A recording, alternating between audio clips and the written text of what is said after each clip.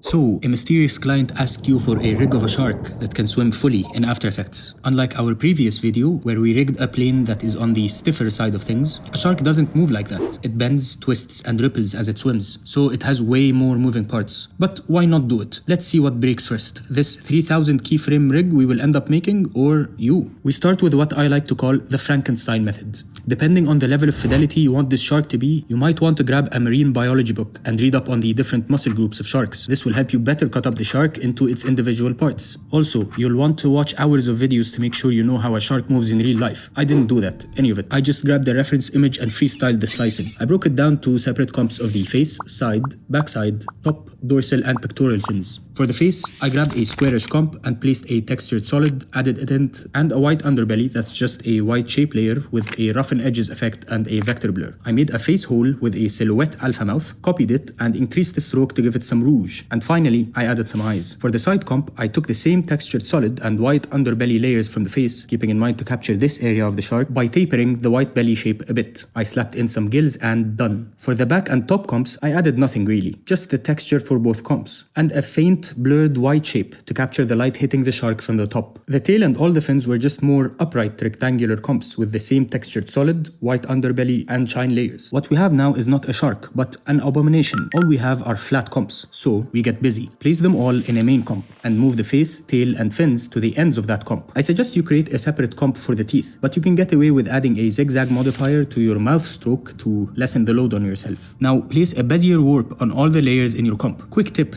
I recommend that your main comp be 3 times the width of the final resolution you want. Depending on the pose, the same shark will sometimes be long and sometimes be chubby, and you want to capture all of it.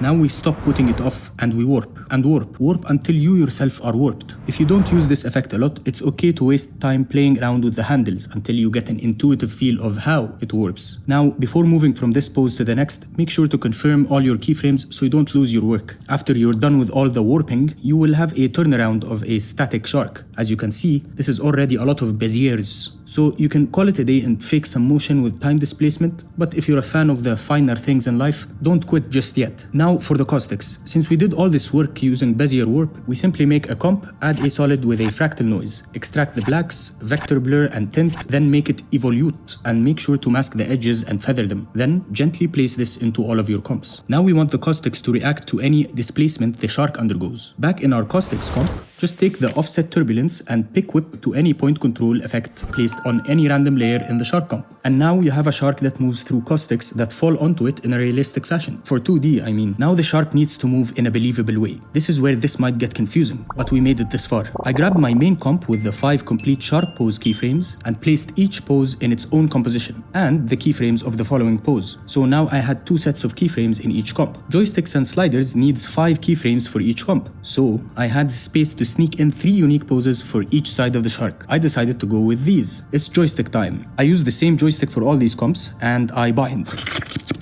Moving the joysticks left and right was tail wiggle and head movement, and up or down transitioned to the pose of the following comp. I made a quick slider that toggles between all of the comps' opacity, and done. One shark, movement in many poses, correct caustics, lots of success. Here's a quick number I did using this rig. It's not the greatest piece of work, but it comes to show how sturdy this rig can be, even in the hands of someone like me. I attempted this not because After Effects is the best tool for the job, but because it's fun to see how far you can push something before it gives up. If you enjoy watching After Effects motivational videos, watch my stuff.